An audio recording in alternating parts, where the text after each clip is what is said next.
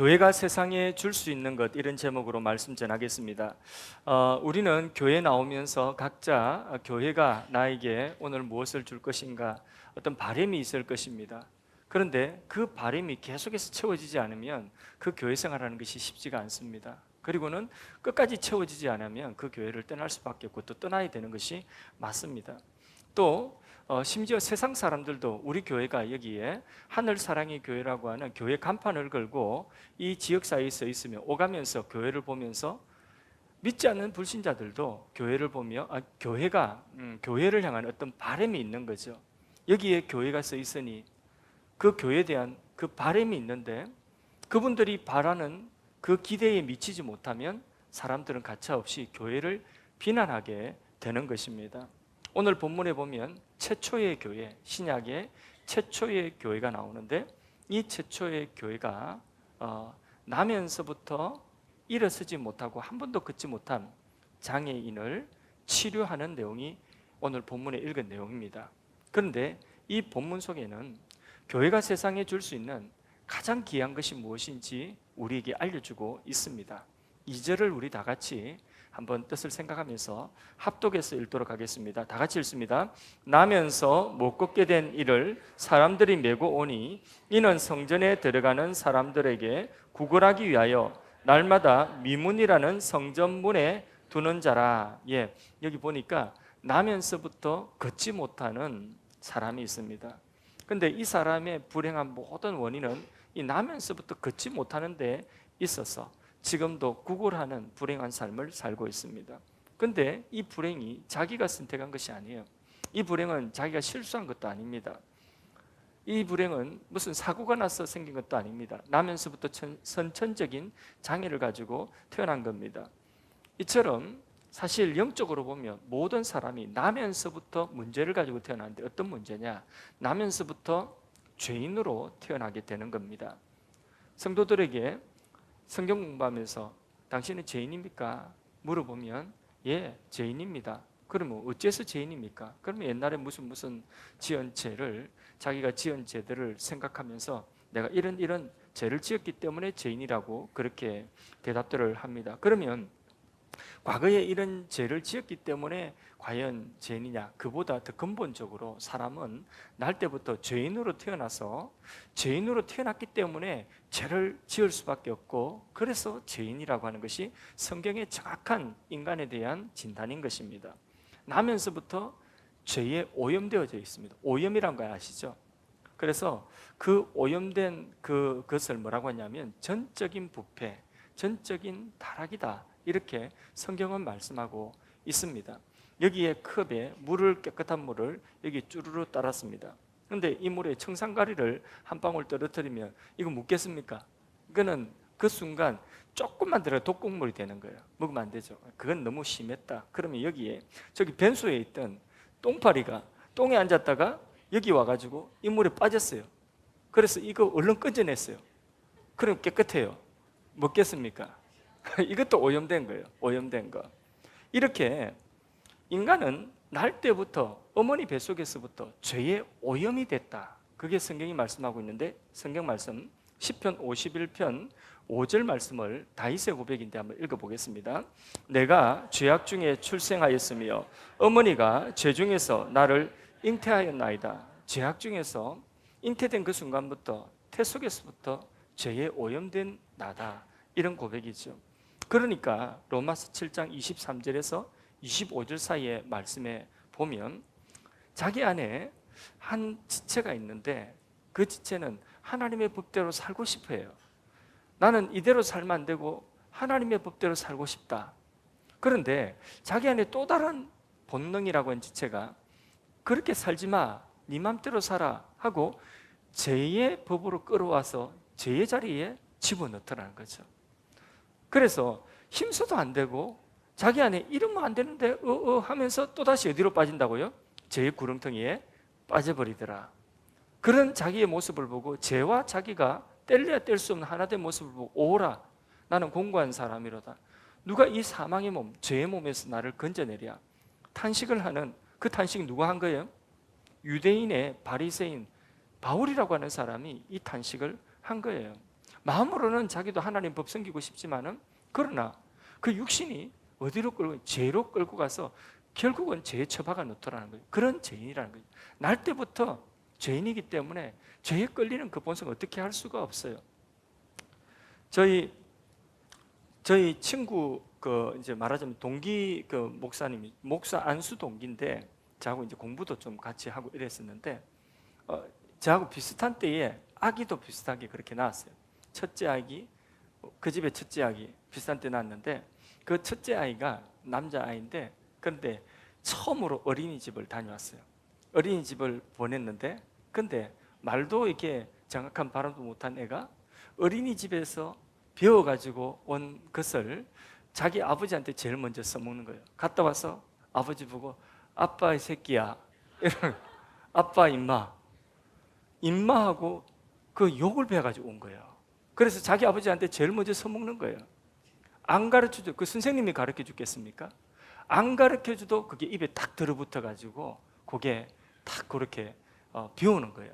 무인도에 사람 같이 있으면 죄 지으니까 어릴 때부터 무인도에 혼자 뚝 떨어뜨려 혼자 살아라, 죄 짓지 말고.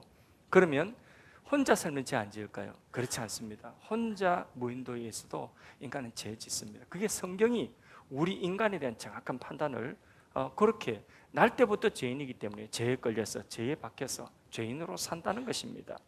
자, 두 번째 문제, 이 사람은요 스스로 자기가 날 때부터 그 앉은 자리에 일어나지 못하는 이 문제를 해결할 힘이 없어요.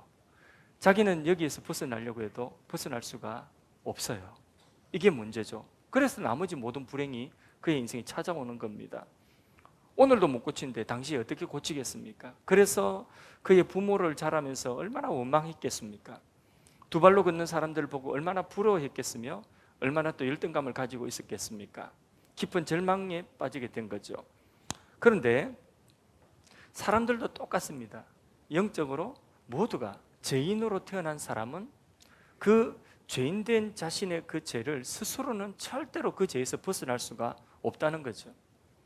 그래서 결심하고 내가 죄를 끊으리라, 내가 이것을 버리리라 하지만은 작심삼일 다시 똑같은 자리에 가서 처박히는 그런 모습을 보는 거죠.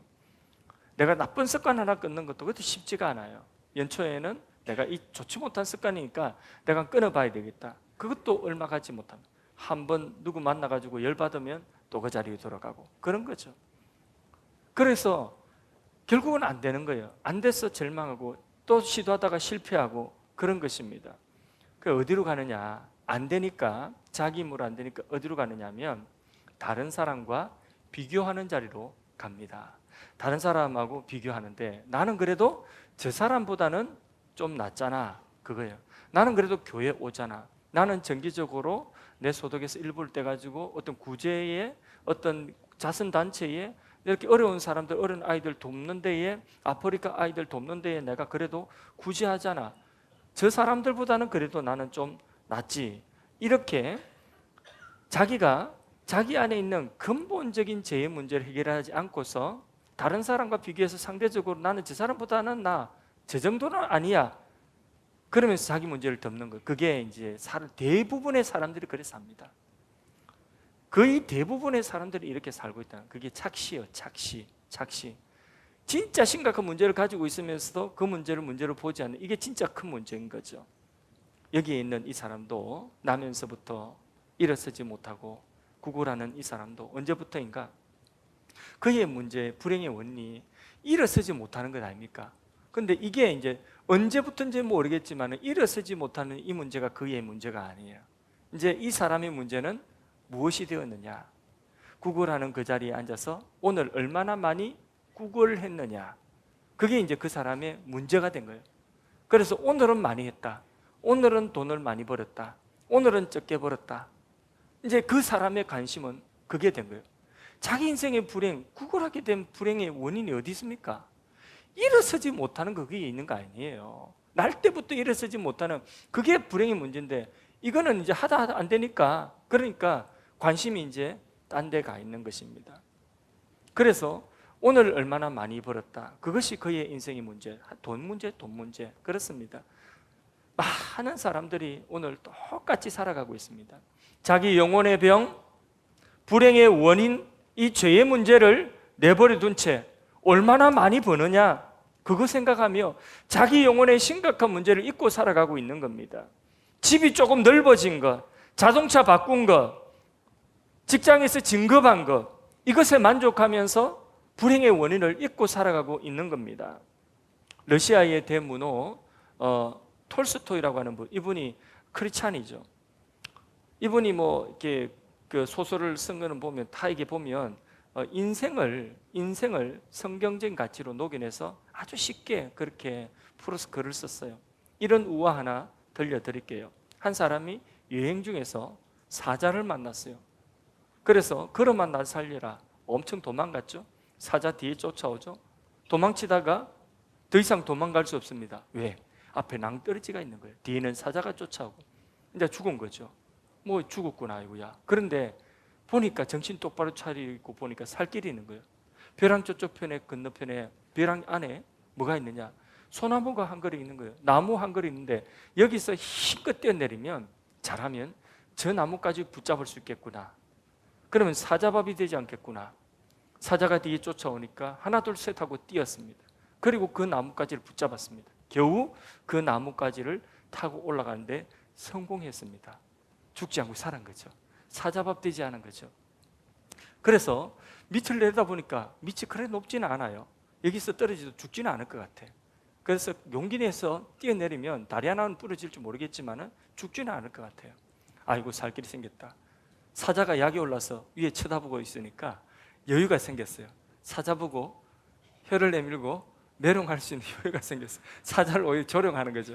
그러면서 하나 둘 셋 밑에 뛰어내리려고 보니까 밑에 그 나무 밑이 독사굴이에요. 독사들이 우글우글한 거예요. 거기 떨어지면 뱀한테 이제 물려 죽습니다. 이러지도 못하고 저러지도 못하고 이제는 뭐 꼼짝없이 나무에만 매달려 있어야 되는 거예요. 그런데 설상가상이라는 말 있죠. 그 나뭇가지에 생쥐들이 타고 와서 생쥐떼가 나뭇가지를, 걸려있는 나뭇가지를 깔고 있는 거예요. 그거 다 깔까 묶고 있는 거예요. 얼마 안 있으면 나뭇가지 꺾이면 어떻게 될까요? 그런데 보니까 그 눈 건너편에 벼랑에 손 닿을 만한 곳에 뭐가 있느냐, 이 벌들이 이게 벌집을 지어가지고 거기 꿀이 뚝뚝 떨어지는 거예요. 그 꿀을 갖다가 손을 뻗쳐 보니까 닿는 거예요. 그 꿀을 손을 대고 입에 맛을 보니까 얼마나 달콤한지 계속해서 그 꿀을 따먹고 그 꿀을 따먹으면서 행복해하고 그 꿀을 따먹으면서 야 맛있다 하고 있는 겁니다. 그 결과는 어떻게 됐겠습니까? 톨스토이는 굳이 결과를 기록하고 있지 않습니다. 사람들의 어리석음을 이런 우화로 설명하고 있는 겁니다. 이 앉아있는 이 사람, 구걸하고 있는 이 사람이 그 자리에 불쌍하게 앉아있는데 세상이 이 사람을 호의를 베풀어서 최선을 다해서 해줄 수 있는 것은 무엇이었느냐? 약간의 돈이에요. 굶지 마라, 밥 먹고 살아라, 약간의 돈이에요. 또 이 사람이 그 자리에 앉아서 구걸을 할 수 있도록, 그 돈이라도 벌 수 있도록 매일 누군가가 가족이 되었던 친구가 되었던 매일 그 사람을 메어다가 그 성전 미문 앞에 메어주는 사람이 있을 것 아닙니까? 이 사람 참 고마운 사람이죠. 그러나 세상이 그에게 줄 수 있는 것은 그 이상은 아니에요. 그것이 전부인 것입니다. 오늘날 세상은요, 교회가 이런 일을 해주기를 바라고 이런저런 기대를 교회에 하고 있습니다. 그리고 그 기대에 미치지 못하면 가차없이 비난하죠. 예. 그래서 세상이 바라는 것은 뭐냐? 교회가 구제 많이 해주기를 바랍니다. 구제 안 하는 게 아니에요. 구제해야 되고 구제도 하고 있습니다. 그러나 교회는 구제기관이 아닙니다. 교회가 학교를 세웁니다. 연세대학교 같은 학교를 세우고 지금 우리 선교사님들이 나가서 그 선교지에 아프리카 뭐 이런 곳에 학교를 세워주고 있습니다. 우리나라의 선교사님 들어와서 하신 것 그대로 학교도 세워지고 있습니다. 우리 교회도 대안학교를 세우는 것이 우리 교회의 비전 중에 하나입니다. 그러나 우리는 다음 세대 복음화를 위해서 그 일을 하는 것이지 그저 세상보다 뛰어난 교육을 하기 위해서 학교를 세우는 것이 아닙니다. 교회는 그런 일도 해야 되지만은 그러나 교회는 어떤 교육기관이 아닙니다. 교회에서 치료받고 마음이 치유되고 그리고 육신이 치유되고 그런 일도 있지만은, 그러나 교회는 의료기관도 아니고 병을 고치지만은 그런 일들이 일어나지만은, 그러나 의료기관이 아닙니다. 교회는 병원이 아닙니다. 세상을 기억하고 정의를 실현해야 된다고 하지만은, 물론 귀한 일이지만은 세상에 정의구현단체가 교회가 아닙니다. 이런 일들은 그저 이 앉아서 일어나지 못하는 이 불행한 사람 성전 미문 앞에 데려다 놓는 것이고 돈 한 푼 더 주는 것이고 그것에 불과한 것입니다. 교회가 이것만 한다고 한다면 어쩌면 세상으로부터 욕먹을 일 없고, 어쩌면 세상의 기대에 미치는 일을 하니까 칭찬받고 박수받을 수도 있고 환영받을 수도 있겠습니다. 그러나 이 사람의 근본적인 문제, 그 문제를 해결해 주는 못하는 거죠. 세상의 모든 사람들이 가지고 있는 근본적인 문제, 이 문제를 해결해 주지는 못하는 거죠. 밤낮 구제해가지고 밤낮 밥 해주고 밤낮 뭘 날라보세요. 그것 가지고 죄의 문제가 해결되지 않습니다. 교회는 이 일을 위하여 부름받은 것이 아니라, 교회는 세상에 정말 소중한 것, 교회가 가지고 있고 교회만이 가지고 있고 교회만이 세상에 줄 수 있는 그 무언가를 주기 위해서 하나님은 이 땅에 교회를 세우셨습니다. 우리 교회를 이 땅에 세우셨습니다. 그게 무엇인지 우리 3절 4절부터 읽어가면서 또 보겠습니다. 3절 4절을 읽습니다. 시작. 그가 베드로와 요한이 성전에 들어가려 함을 보고 구걸하거늘 베드로가 요한과 더불어 주목하여 이르되 우리를 보라니. 요즘에는 구걸하는 사람들이 많이 없습니다. 길에서. 근데 한 10년 전만 해도 길에 나가면 구걸하시는 분들이 꽤 많이 있었어요. 그 터미널이나 이런 데 가면 쭉 전철역 그 역에도 가면 쭉 앉아 계셨고요. 근데 그 앞을 지나갈 때마다 그냥 지나치지 못해서 항상 이게 주머니 돈이 있으면 뭐 1,000원짜리 한 장이라도 꼭 그렇게 드리고 그렇게 지나갔습니다. 근데 그때마다 제가 느끼는 게 뭐냐면, 돈을 드리는데 이분들이 한 번도 눈을 마주치지 않습니다. 여러분 혹시 그런 경험 있는지 모르겠지만 눈 안 마주쳐요. 왜 그럴까요? 민망하니까 고개 들어서 눈 마주치지 않습니다. 또 돈을 주는 사람도 역시 그 사람 민망할까 봐 눈 마주치지 않습니다. 자, 근데 여기 베드로와 요한은 성전에 들어갑니다. 근데 이 베드로와 요한은 사도들이고 이들이 곧 교회입니다. 베드로와 요한이 교회입니다. 그리고 이 베드로와 요한 교회가 그 사람을 주목하여 보았다고 했습니다. 그 사람의 눈을 보았어요. 그리고 뭐라고 했느냐? 그를 향하여 우리를 보라고 했습니다. 눈과 눈을 주목하여 보자고 했습니다. 마음과 마음이 통하자는 거죠. 자, 이 사람은 지금까지 한 번도 그 자리에 앉아가지고 성전에 들어간 사람, 예배 드리는 사람, 마음 착하니까 돈 많이 주겠지 하고 그 자리에 늘 앉아 있었지만은 한 번도 그 안에 사람들이 왜 들어가는지, 그 안에 하나님은 어떤 분인지, 그 안에 사람들이 하나님께 무엇을 받는지 관심 없어요. 뭐만 관심 가지고 있죠? 돈에만 관심이 있는 거예요. 많지도 않은 거. 그래서 베드로와 요한이 그 앞에 딱 멈췄었을 때도 우리를 주목하여 보라 할 때, 우리를 보라고 할 때에, 그때에 그의 마음 가운데 그의 마음을 표현하고 있어요. 성경이. 돈을 줄까 바람이라. 그러면 돈을 얼마나 줄까, 얼마나 주려고 보라고 하나, 고래 바랬다는 거죠. 자, 그렇게 바라보는 이 사람에게 교회가, 베드로와 요한이 무엇을 선포하고 무엇을 주는지 잘 보십시오. 6절에서 11절까지 말씀을 찬찬히 또 읽어보겠습니다. 읽습니다. 베드로가 이르되 은과 금은 내게 없거니와 내게 있는 이것을 내게 주노니 나사렛 예수 그리스도 이름으로 일어나 걸으라 하고 오른손을 잡아 일으키니 발과 발목이 곧 힘을 얻고 뛰어서서 걸으며 그들과 함께 성전으로 들어가면서 걷기도 하고 뛰기도 하며 하나님을 찬송하니 모든 백성이 그 걷는 것과 하나님을 찬송함을 보고 그가 본래 성전 미문에 앉아 구걸하던 사람인 줄 알고 그에게 일어난 일로 인하여 심히 놀랍게 여기며 놀라니라. 아멘. 상상해 보세요. 웬 사람이 지나가다가 구걸하는 사람 앞에서 우리를 보라고 합니다. 눈 마주치자고 합니다. 자, 쳐다보죠. 도대체 뭘 줄까? 얼마나 줄까? 근데 그 다음에 뭐라고 합니까? 은과 금은 내게 없다. 예, 번역하면 땡전 한 푼 없다. 돈 없다는 거예요. 내게 돈 없다. 그럼 말라고 보라고 했습니까? 갈 길 가지. 그런데 뭘 준다는 거죠? 은금 대신에 뭘 준다는 거죠? 내게 있는 것을 준다. 교회에 있는 것을 준다. 그리스도인 바로 예수 믿는 내게 있는 것을 너에게 준다. 교회가 가진 것을 준다. 그게 뭐라고요? 곧 나사렛 예수 그리스도의 이름을 주노라. 그 이름으로 일어나 걸어라. 손목 붙잡고 일으켜 세우니까 그 사람이 그 자리에 발목에 힘을 얻고 일어섰습니다. 할렐루야. 너무나 감격스러워서 그도 감격스러워서 뛰어면서 찬송하고 하나님을 찬양했다고 했습니다.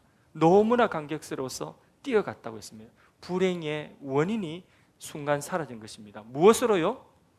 예수 그리스도의 이름으로. 교회는 이것 가지고 이것 주는 것이 교회입니다. 교회는 이것 주기 위해서 이것 주면서 뭐도 주느냐? 이것 주면서 빵도 주고 이것 주면서 병원도 세워주고 학교도 세워주고 어디 선교사님들 다 해주지만은 그러나 정말 교회가 가지고 주는 것은 뭐냐? 이것 주는 거예요. 은금 없어도 괜찮아요. 나사렛 예수 그리스도의 이름으로 사람들을 그 이름 필요한 사람들에게 주는 것입니다. 오늘 우리에게 진정으로 필요한 것은 무엇입니까? 여러분 뭐가 필요합니까? 지금 교회에서 이 시간 예배 드리는데 무엇 때문에 뭘 바라고 오셨습니까? 오늘 예배 가운데 오실 때에 주차하기도 힘든데 뭘 바라고 오셨습니까? 예? 건강 바라고 오셨습니까? 직장 바라고 오셨습니까? 아니면 자식 잘 되기를 바라고 오셨습니까? 집이 좀 괜찮은 집으로 이사 갔으면 좋겠다고 오셨습니까? 다 중요합니다. 그게 필요 없다는 이야기가 아닙니다. 그러나 교회 와서 집 이야기하고 부동산 이야기하고 교회 와서 건강 이야기하고 교회 와서 다른 이야기 실컷 하고 실컷 듣고 돌아간다고 한다면 그것은 교회에 온 것이 아닙니다. 강연 들으러 온 것이죠. 교회가 이 세상에 줄 수 있는 가장 중요한 것은 바로 나사렛 예수 그리스도의 이름입니다. 예수 그리스도는 우리 인생의 모든 문제의 해답이 되십니다. CCC라고 하는 대학생 선교단체에 김종건 목사님 지금 천국 가시지만 이분이 예전에 집회하면 집회 가운데서 100가지 질문을 한다는 거죠. 100가지 질문을 크게 던지는데 여기 앉아있는 모든 사람들이 가지고 있는 질문이 100가지 속에 다 들었습니다. 다 들었는데 대답은 안 합니다. 뭐죠? 예수 그리스도. 예수 그리스도가 대답이라는 거예요. 그 문제의 대답이라는 거죠. 예수님이 진짜 인생의 근본 문제의 해답이 되는 거죠. 자, 그럼 우리도 한번 해볼까요? 우리도 100가지, 자 1번부터 시작합니다. 100가지 할까요? 100가지 너무 많나? 그러면 이제 짧게 몇 가지만 하겠습니다. 자, 우리가 이 세상 살아가면서 죄 문제는 우리의 죄 문제는 어떻게 해결함을 받겠습니까? 죄인에게 누가 필요합니까? 천국 가려면 누가 필요합니까? 진정한 평안을 얻으려면 누가 필요합니까? 진정한 행복을 얻기 위한다면 누가 필요합니까? 만남이 축복이 되려고 하면 누가 필요합니까? 가정이 행복하려고 하면 누가 필요합니까? 깨어진 관계가 회복되려고 하면 누가 필요합니까? 예, 돈이 필요합니까? 그 돈이 근심이 없는 재물이 되고 축복의 통로가 되려고 하면 그 돈 속에 누가 같이 해야 되는 거죠? 우리의 자녀들을 우리가 볼 수 없는 곳에서 누가 보호할 수 있죠? 누가 잘 양육할 수 있죠? 그들이 복된 삶을 살아갈 수 있도록 내가 떠난 데도 후손의 후손이 잘 되게 하는 그 비결, 그 복을 주시는 복의 근원 누구시죠? 오늘 어떤 근심을 가지고 왔습니까? 그 근심, 그 문제, 그 모든 것들의 해답이 되시는 분은 누구일까요? 예수 그리스도. 예수님만이 유일한 대답이십니다. 유일한 답이십니다. 예수 안에 문제의 해답이 있는 것입니다. 우리 인간 스스로 아무리 그 문제를 해결하려고 노력했습니다. 여러분도 그 문제 해결하려고 지금 가지고 있는 그 문제 해결하려고 얼마나 노력했습니까? 그런데 다 되지 않지 않습니까? 뜻대로 다 되지 않는 것이 우리 인생입니다. 그러나 우리의 힘으로 할 수 없는 그것들을 예수 그리스도께서는 이루시고 그리고 우리에게 그 모든 불행의 원인을 제거하고 원인을 가져가시고 그 불행을 행복으로 바꾸기 위해서 이 땅에 사람 되어 오신 하나님이 누구라고요? 예수 그리스도, 그 예수님에게 답이 있는 것입니다. 그분은 하나님이시기 때문에, 하나님이시면서 우리 인간의 문제를 아시기 위해서 인간이 되셨고, 인간의 문제를 대신 짊어지시고 십자가에서 희생하신 분이 바로 예수님이십니다. 그분의 십자가의 희생으로 충분합니다. 그분의 부활의 승리로 충분한 것입니다. 오늘 우리 교회가 세상에 널리 줄 수 있는 것은 다른 것 없습니다. 예수 그리스도, 이것밖에 없습니다. 이 예수를 여러분들 교회에 와서 만나셔야 되는 거죠. 체험하셔야 됩니다. 듣고만 가는 것이 아니라 이 예수를 자신의 예수로, 이 예수님을 자신 안에서 만나는 체험을 할 수 있기를 바랍니다. 만나는 체험입니다. 그래서 내가 죄인된 것을 어느 순간 알고, 내가 죄인된 그 죄로 인하여 오는 모든 불행을 예수님이 해결하실 수 있는 인생의 해답이라는 것을 어느 순간 딱 깨닫는 순간 나는 어쩔 수 없이 겸손해질 수밖에 없어요. 무슨 말 하나 목을 빳빳하게, 무슨 말 하나 마음속에 한번 나를 감동시켜봐. 이런 뻣뻣한 마음들이, 이런 굳은 마음들이 어느 날 내가 날 때부터 죄인이구나, 나는 뼛속까지 태어나면서부터 죄인인, 내 스스로는 어떻게 할 수, 나의 삶의 모든 불행이 여기서부터 나오는데, 근데 이 문제를 예수님이 해결하기 위하여 오셨고, 이 예수님이 나를 위하여 십자가에 죽으시고 내 삶의 불행의 문제를 해결하신 분이 예수님이시구나 하는 것이 어느 순간 팍 와닿고 깨달아지는 순간에 나는 겸손해질 수밖에 없어요. 나는 고개 숙일 수밖에 없어요. 나는 그 예수님 앞에, 그 주님 앞에 예배드리는 순간 부복하고 나는 겸손하게 엎드려서 주의 은혜를 구할 수밖에 없는, 하나님의 은혜가 필요합니다.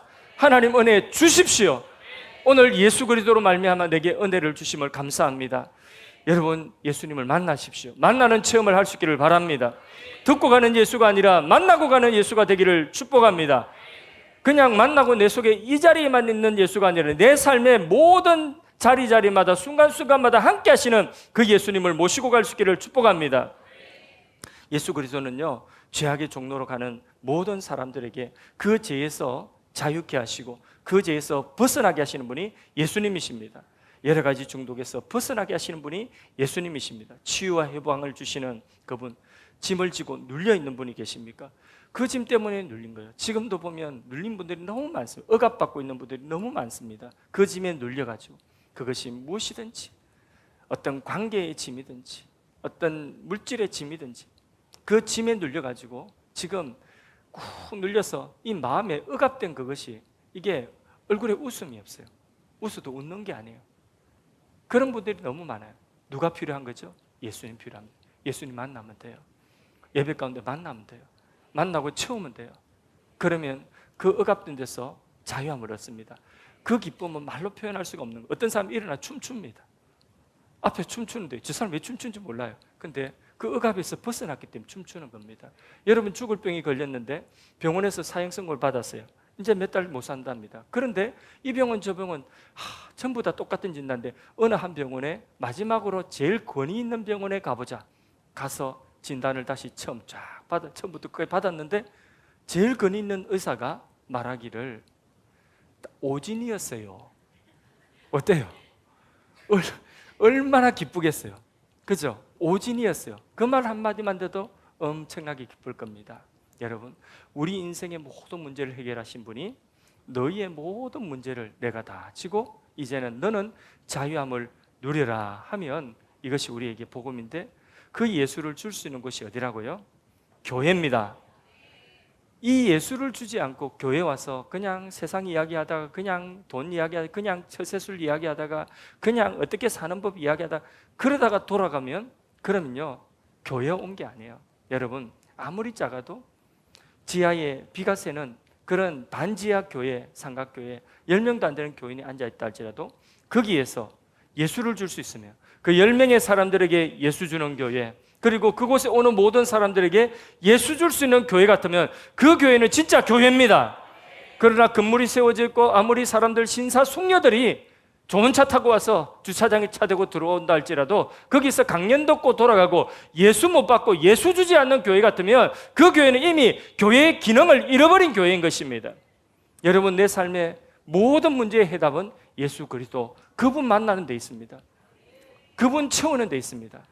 그분으로 채워서 그래서 우리 안에 그 예수가 충만하게 차고 넘치면 우리가 이제는 베드로와 요한처럼 가다가 보니까 우리의 가족이 되었든 누가 되었든 우리 앞에 앉아있는 그 사람, 스스로 일어서지 못하고 불행의 원인을 알지조차 못하는, 그걸 잊고 살아가는 그 사람, 하루하루 그냥 돈만 보고 살아가는 그 사람을 우리가 예수 그리스도로 이렇게 세우고 그를 회복시키는 자리까지 가는 것입니다. 그게 바로 뭐냐? 은혜의 강물이 흘러가서 영향력이 되는 것입니다. 이번에 우리 필리핀 단기팀들이, 학생들이 갑니다.